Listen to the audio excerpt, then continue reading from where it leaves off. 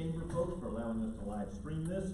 Also the City of Centerville. Also want to thank our host three candidates, Micheal Evans and Susan Lemme. Thank you for being here. Thank you for your willingness to serve the community in which you live and which you both lived for a good period of time. Our four questionnaires tonight, our four panelists, I will introduce them right now. They'll be the ones asking the questions. Each candidate will get a chance to respond to each question. The first question, you'll have 2 minutes to respond. After that, every question will be 1 minute, and then we'll close with 1 minute closing statements. All right, our panelists are Steve Miner, retired Air Force officer, Chief AV Reserve Integration, basing in Brack Branch, and also a member of the Warner Robins Planning and Zoning Board. Steve, thank you for being here. Lauren Schultz is an attorney with James Bates Brandon Groover, LLP. She's a member of the Robbins Regional Chamber. Also a member of Houston County Family Connections Board. Thank you, Lauren. Shane Gottwalls is the owner of Gottwalls Books. Also a member of the Robbins Regional Chamber Board and Central Fellowship Board Chair. Thank you, Shane. And Reverend Darrell Vining is the pastor of Hebron Baptist Church. He's also a member of Community Outreach Service Center, and he is a community activist. Reverend Vining, thank you for being here. Thanks for all of you who are showing up tonight, for your interest in the community, and for who represents your community. And as I look down, not quite 6 o'clock yet, but again, the format is simple. We'll go through as many questions as possible. We're going to try and keep this limited to about 35 to 40 minutes in deference to your time and to our candidates' time. And I think after that amount of questions, they'll probably be pretty tired too, so we'll be ready to go on because that will be a whole bunch of questions to go with. And again, some important dates to remember. If you haven't registered to vote, I'm sure most of you who are here already have. That's October 7th, the deadline. Early voting actually begins in just a few weeks. That's October the 15th. Because believe it or not, we're almost already through September. And then Election Day will be November the 5th. All right, it is 6 o'clock. Our live stream is up now.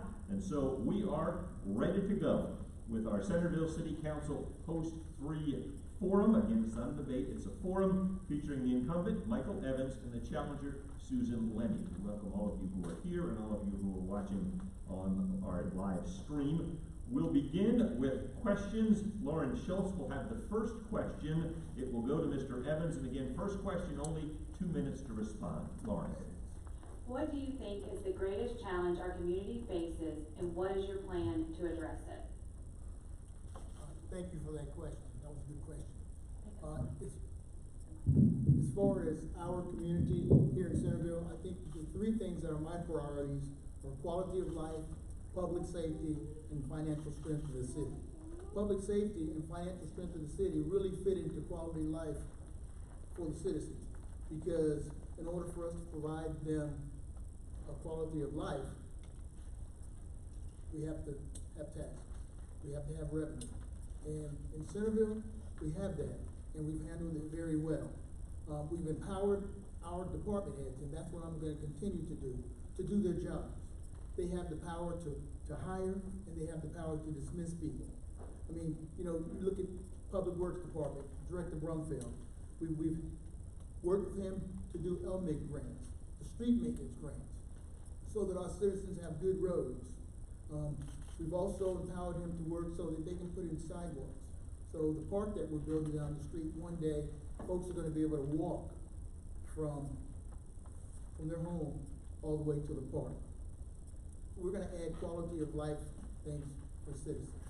We're going to have things that they're not going to have to go out of town to do. They can stay right here in Centerville, because we want this to be a great place for them to live, work, and play. Ms. Lemme, same question. You have 2 minutes. Thank you for everyone who took time to attend this forum. It shows that you're interested. Involved citizens must help Centerville manage each challenge our community faces. Unfortunately, many citizens are not involved. They don't participate. They don't come to meetings. They don't show up to vote. They're not involved in the planning, decision-making, and oversight of our government. Citizens seem reluctant to attend issues, express their concerns, stay informed about issues affecting the city, or learn about how the decisions are made. They don't vote. They place their trust in fewer than 20% of their neighbors to elect the people who pass the laws, set taxes, and administer our city. I've already taken steps to address this problem. I have attended city council meetings. I've spoken at city council meetings. I've read the background materials, the ordinances, the state laws, interagency agreements, and about the organizations that shape our local decision-making. I've requested documents on spending reports to verify whether our officials are good stewards of taxpayer funds. I've commented at council meetings and on social media about spending and less than ideal communication with public. I'm running for city council. I'm running for city council. We will hold an election this year. Citizens will have a choice. Elections were canceled in the past because there was no opposition to the incumbent.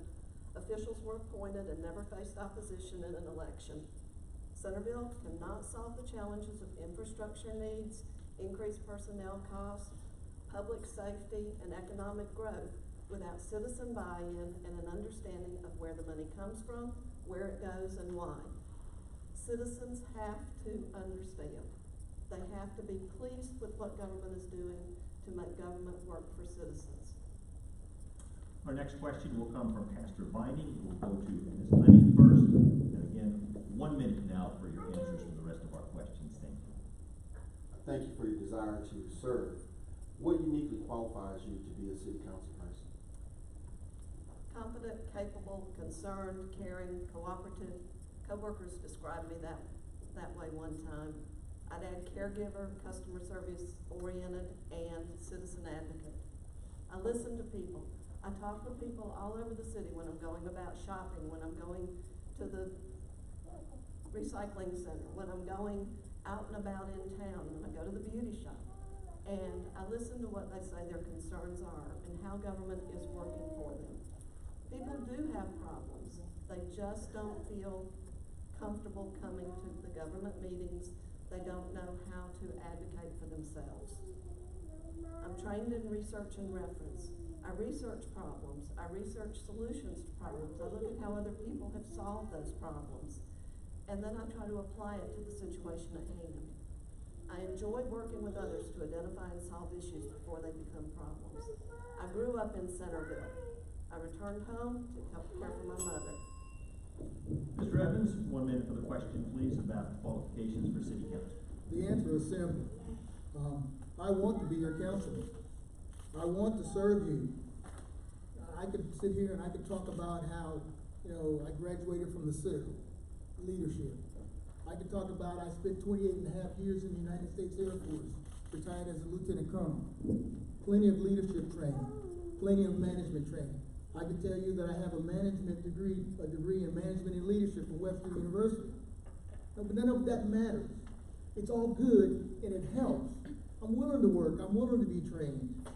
But the most important thing that I think you need to be considering is the fact that I'm willing to serve. I have done it, and I will continue. I want you to know this. I work for the United States Air Force. We get a certain amount of leave every year, okay? I take a majority of my leave, and I spend it here at City Hall serving the citizens because things need to be done. I'll listen to you. All you have to do is talk to me, and we can get the things done that you want done in this city. So vote for me when you're looking for a city council. Next question comes from Shane Gottwalls. It will go to Mr. Evans first, please. Do you believe the city has effective budgeting practices? And if not, what concerns do you have? Yes, I believe the city has effective budgeting practices. Every year we establish a budget, and I'll tell you this. For the last 4 years since I've been on city council, the city has operated under the budget in its general fund. We have not gone over it. We have extinguished debt. The mayor and council have supported projects. Citizens, you've given us the SPOS, and we've been able to use that fund to get projects done.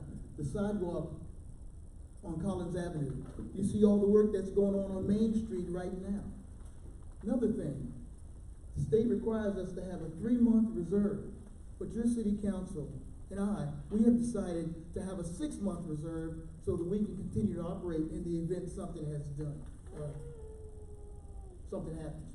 And last, I'm going to say this. In the city of Centerville, we've been able to do all these things, and we haven't raised your taxes. I've been on the council for 4 years, and we're not raising them this year either. Ms. Lemme, 1 minute for the budget question, please.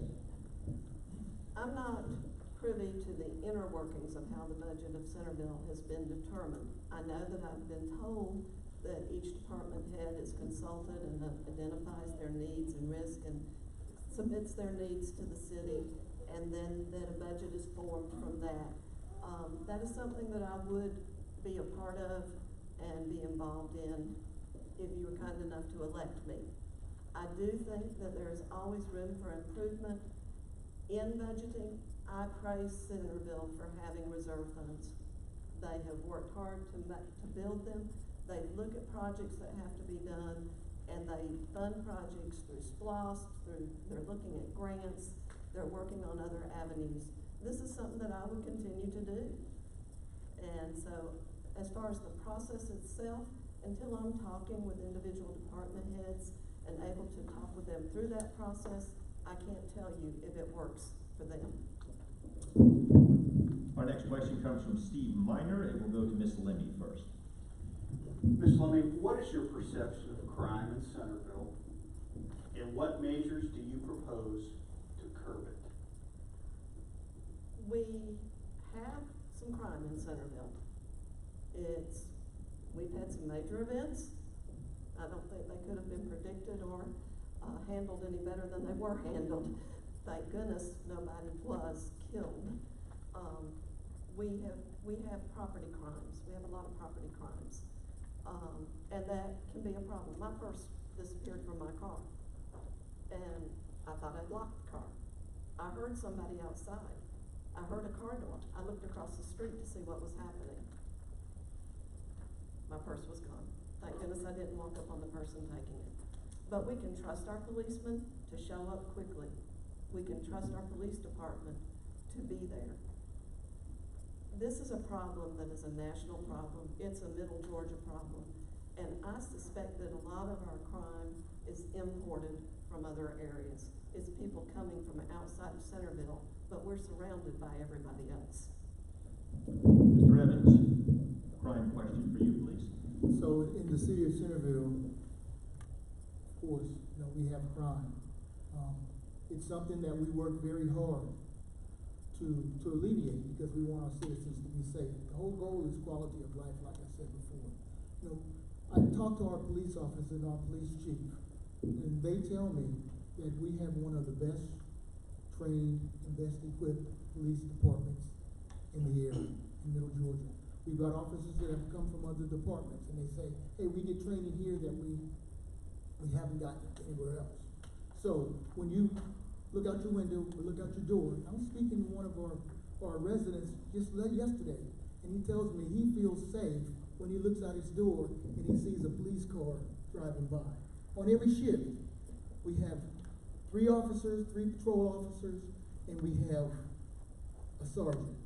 And those guys and those ladies, they're out there patrolling the streets so that you can be safe. And that's what we're doing now, not what we want to do. Next question comes from Lauren Schultz. We'll go to Mr. Evans first, please. What ideas do you have to attract new industries and retail opportunities to Centerville? Well, as far as new industries and retail, we've been working on that. Tell you, 3 years ago, we hired Ms. Kate Hogan as the Economic Development and Marketing Director.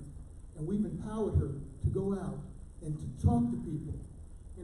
Just a couple of weeks ago, we went over there off of Carl Vinson, where the Sunbelt company used to be, and there's a new company called SNK Industries that has moved in.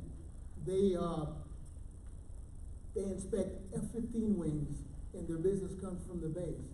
All those workers are there, and that shows our partnership among the community. They're there. And we have Kate Hogan doing her job, talking to businesses. She's done 122 retention visits to businesses right in the area. So the mayor and the city council have empowered the employees to do their job. We provide the vision, and they get the work done for us. Ms. Lemme, same question about attracting new industries to Centerville. I think that we are in competition with surrounding areas, and I think that this is a regional problem. It's not just Centerville's to solve. Though I would have to agree that Kate Hogan has her hands in a lot of things to help us improve and attract businesses. We're working on improving rundown neighborhoods and housing. Kate has led us into a partnership to work with that and into having a housing team. I think that we have to make Centerville livable. We can increase the number of sidewalks, maybe some bike trails, make it easier for people to get around Centerville. We can try to increase recreation for children, to have something for the youth to do in this community so that families want to be here. When I grew up in Centerville, there were baseball teams, there were softball teams, there were fields, there were football teams. We can use this city hall meeting room for training opportunities, to train for businesses we're attractive. Thank you. Next question from Pastor Viney. It'll go to Miss Lemme first. Stop putting this thing down, it makes a lot of noise. Where do you spend most of your time in the community? And the second part of this question is, what do you cherish most about the city of Centerville? I cherish the memories a lot. I like meeting the people I moved away for a little while and came back. And I cherish meeting the parents and the families that are still here, parents of my friends. I enjoy maintaining contact through a group called Barefoot Knotheads, the kids who grew up in Centerville. I spend my time all over the place. I help people. Maybe I don't get other things done because of that. But when I see somebody on the side of the road, they're riding a bicycle, a hurricane has just hit, and they tell me they're going to Powersville or Haynesville, and they're old, and I say, power's down, the lights are out.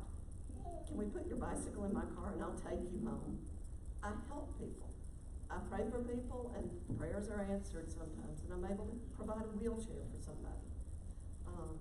I have a heart for people, and I will aim to help our citizens as much as I help the ones I meet on the street. I'll aim to help the ones that come to me.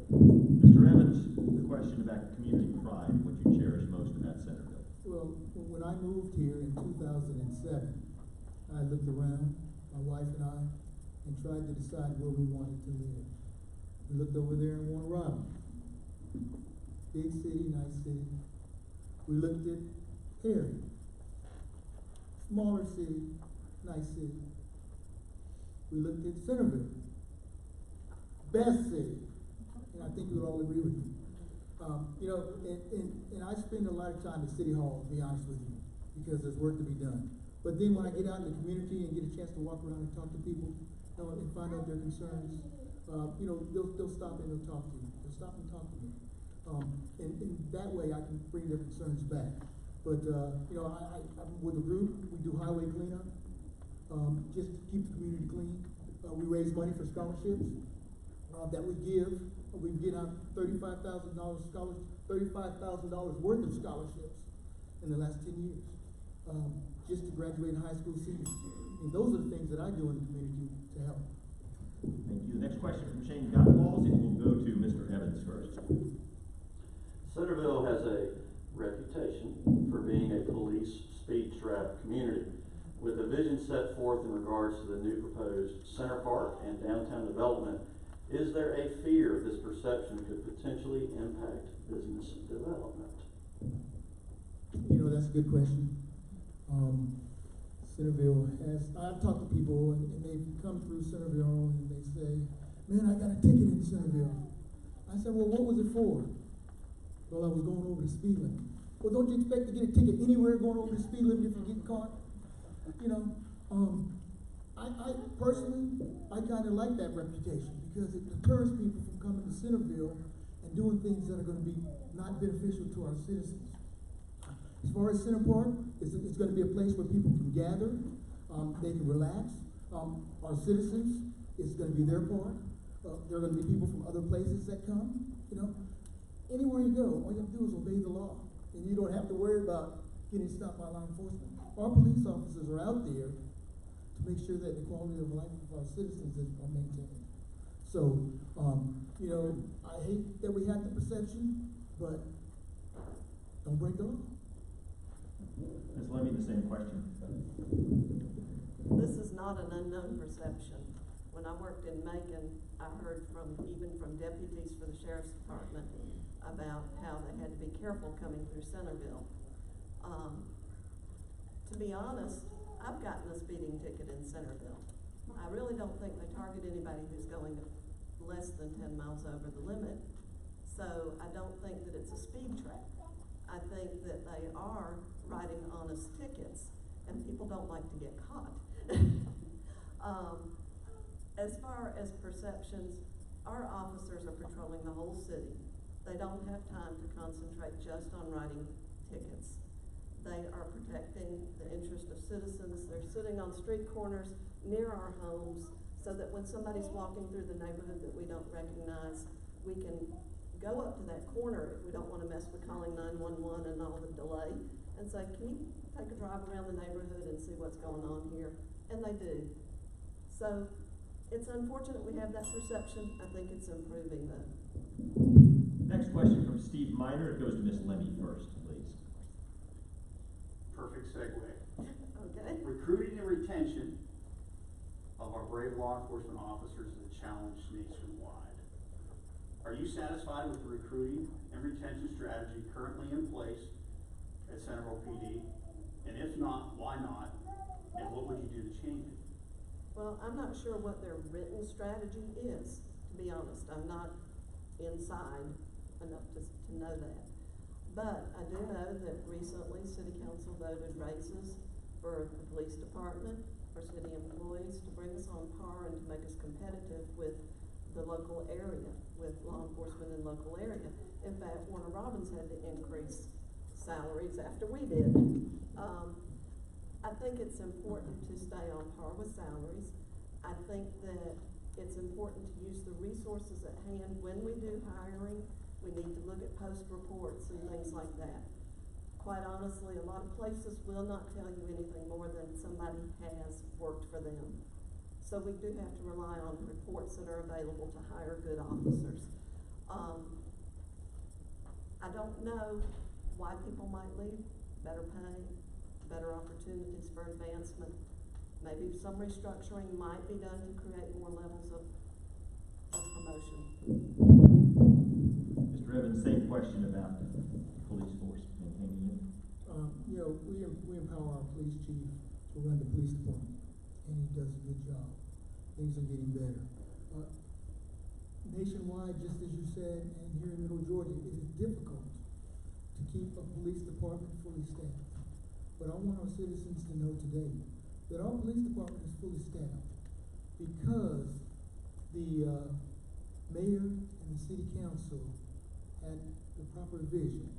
We asked the regional commission to do a pay study for us, and we found that our pay was near the bottom of all the cities in the county and the areas. So we decided to move that pay somewhere up toward the middle. And our police chief will tell us today he has a much easier time hiring and retaining quality employees in the police department. So that's what we're doing. We're giving them the best equipment and we're giving them the best training. And that's why officers want to come and work in Centerville. Next question from Lauren Schultz goes to Mr. Evans first, please. What, in your opinion, is Centerville's most important economic driver? Wow. That's a good question. In Centerville, we try to recruit businesses. We have folks come to us all the time to file for business licenses. We have worked with the mall. Y'all know Sears closed, right? You know, we've been working with the mall. Ms. Hogan has been working with the mall to try to get that spot filled because that means there are jobs in Centerville in that spot. We partnered with a company called NetSite 360. And what that company does is that gives us demographics and information about the area so that we can go out and we can target businesses that we want to come to Centerville. I mean, the mall, it does great work for us. A lot of people come and they shop there. It brings them to Centerville. And that's why we're building our park down the street, because we want Centerville to be a destination. We want people to come here, live here, work here, and play here. Ms. Lemme, the question about Centerville's most important economic driver. Right now, I would have to say that that's Kate Hogan and some of the ideas she's been bringing to this city about things that she can do to get businesses here, to get us networked with organizations that will lead businesses to us and to get us networked with organizations that improve housing.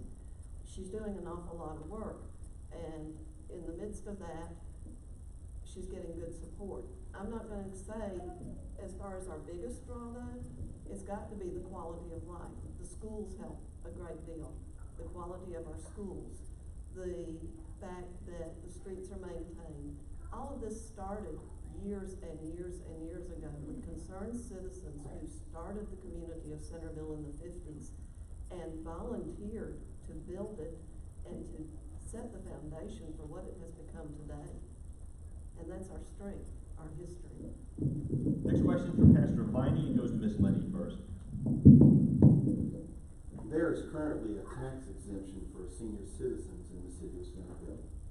Recently, a tax increase for property owners has been proposed that would exclude senior citizens due to this exemption. What is your position on the tax increase as proposed, and why do you believe your position is the right one for Centerville? This is an issue that comes up everywhere. People say, I've paid taxes in this community, in this city, etc., for all these years, and I shouldn't have to pay this and that anymore. I helped build it. That's why we have the exemption. I think that there should be requirements to that exemption, that you have lived in Centerville for a certain number of years, or there's a residency requirement to get that exemption. So perhaps it could be revised a little bit to allow for that. It takes about 10% of our tax base away from us, of the taxes we could collect. So it's expensive, and I understand why there might be a need to try to do away with it. It's a referendum issue. It has to have the support of citizens if it happens, and citizens have to be involved and know why we need the money for that to pass. I understand both sides. Mr. Evans, the tax question for you, please.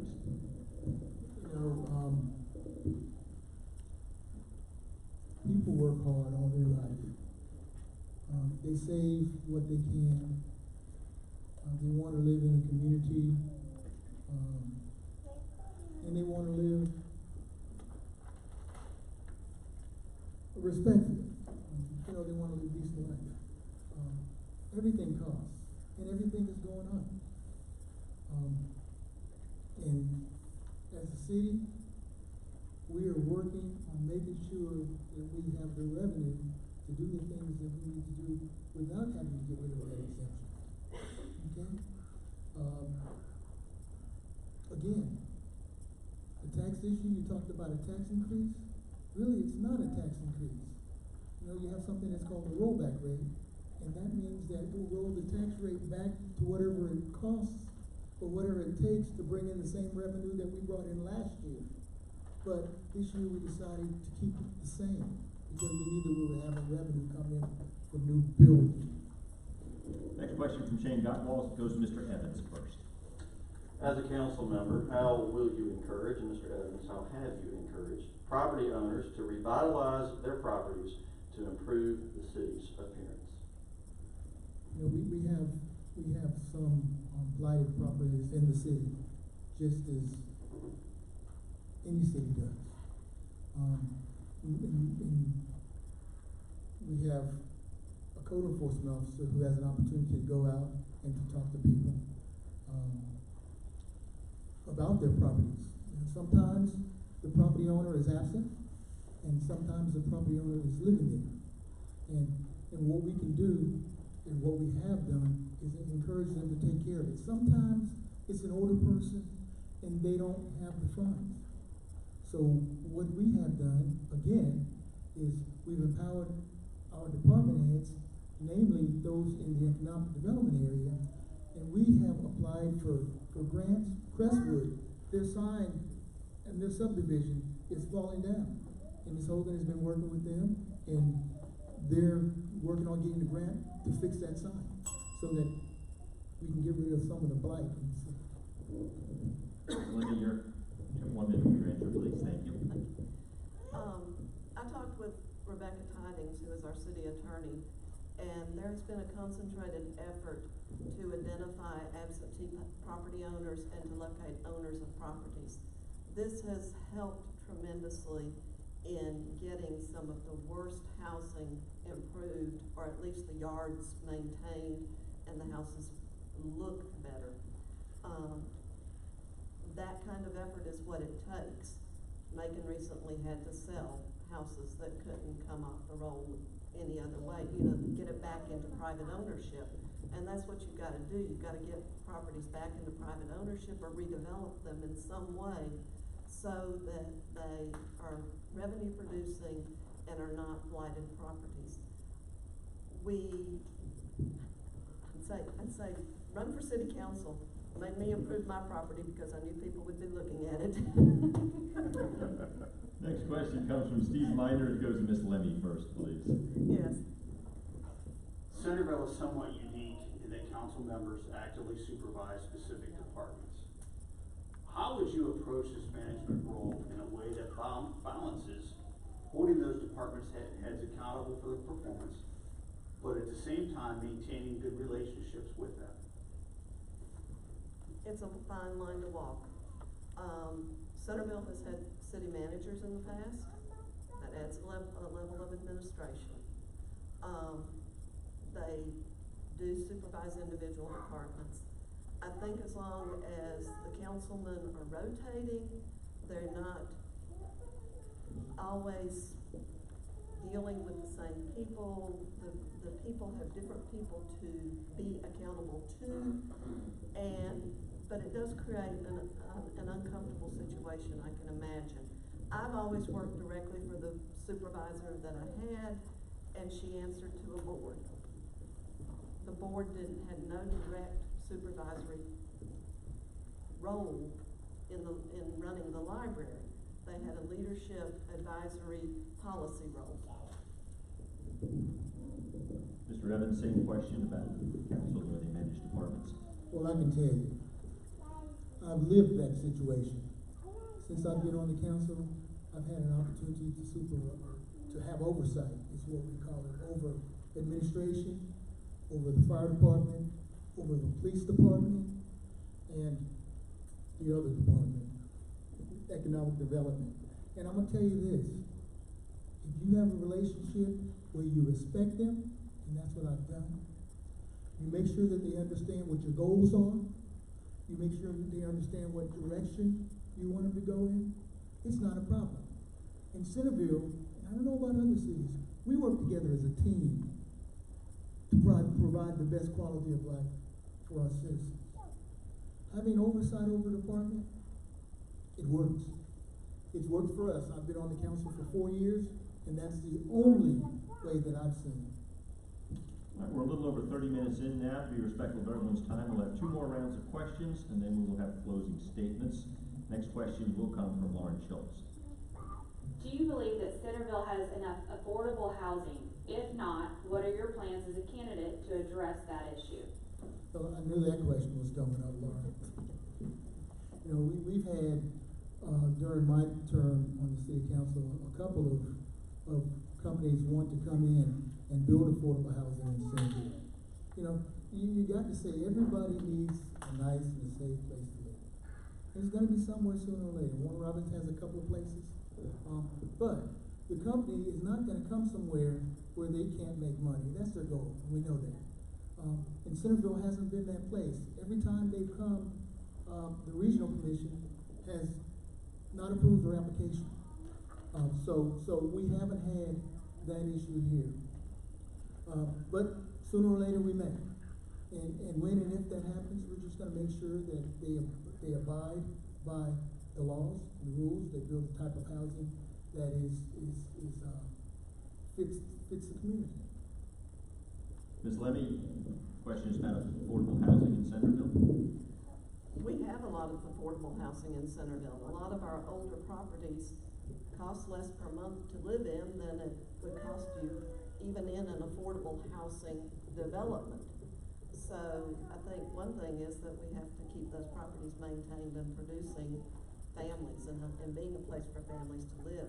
We have to support our families who are living in affordable housing. I've talked to two different people, two different situations where they are going without water because they can't pay the penalties that are on their water bill, or they couldn't pay additional deposits that were required. Sometimes people get into some financial situations, and it would be nice if we had some way to help them get out of those situations and stay in the housing they have.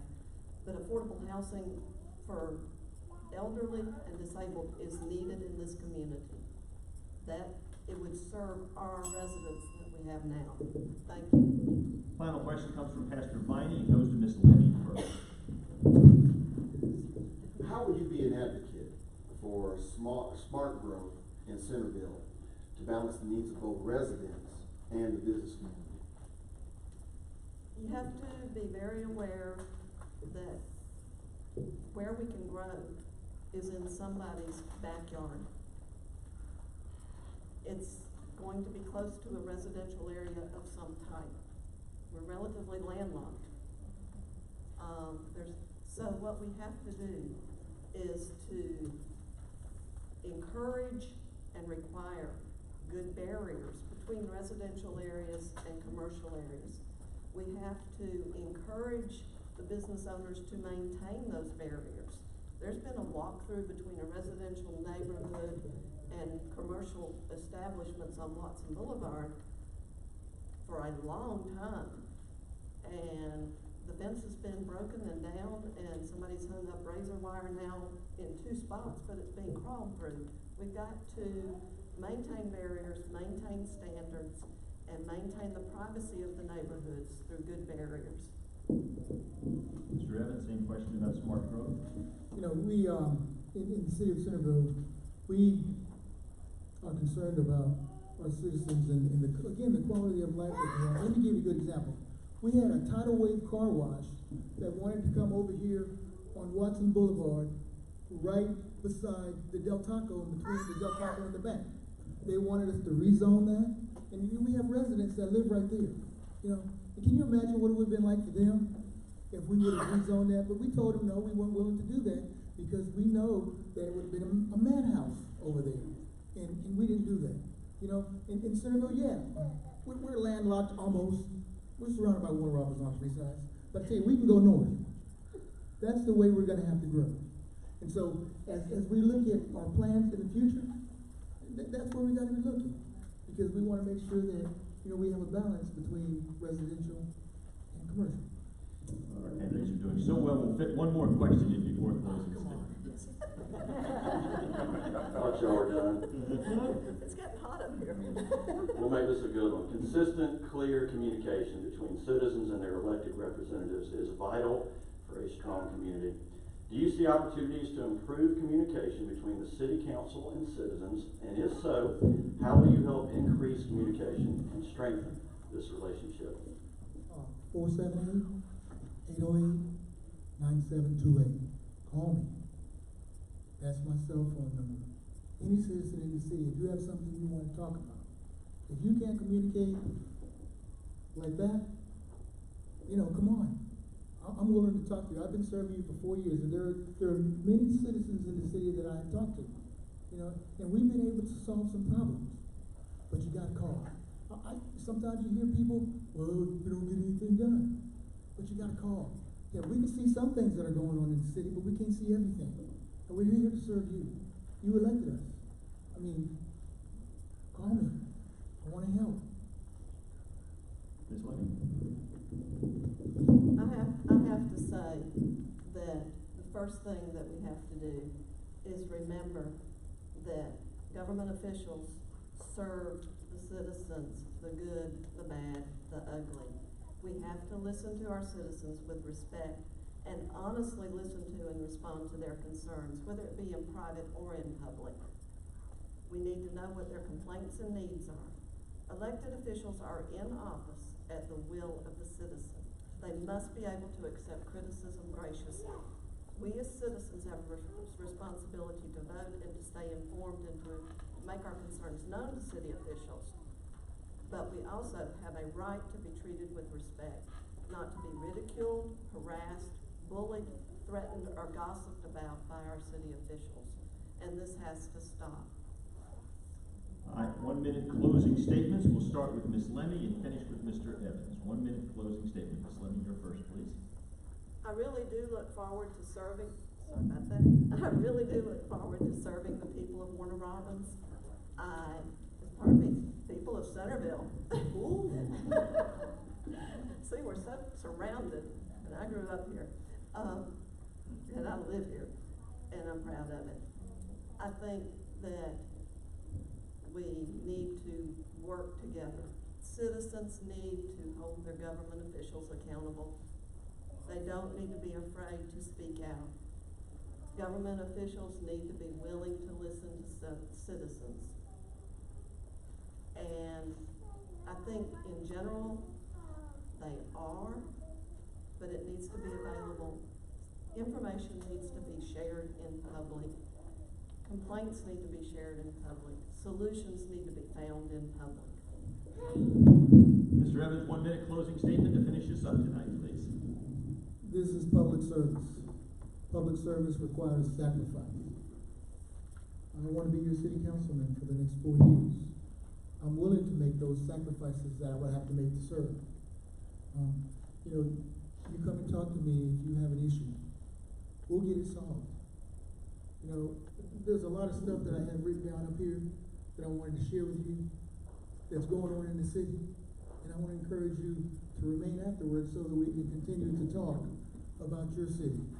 When I came here, about 12 years ago, I moved in here. I came to City Hall. I attended some of the meetings because I wanted to be involved. I wanted to see what was going on. And then, in 2013, I ran for city council. I ran right over there, beat me. But that didn't deter me, and I continued. But here in Centerville, I want to be your councilman. I want you to vote for me. I want you to talk to me. Let's stay afterwards. Michael Evans, Susan Lemme, thank you very much for being here. We certainly appreciate it. Pastor Vining, Shane Godwalls, Lauren Schultz, and Steve Miner, thank you for taking your time to be with us. I want to thank Robbins Regional Chamber and the city of Centerville for putting on this forum. Again, remember, you got to register to vote by October 7th. Early voting starts October 15th. Election day is November the 5th. Thank you very much, those of you who are here, those of you who watched our live stream. We hope this information has proved useful, and everyone have a great night.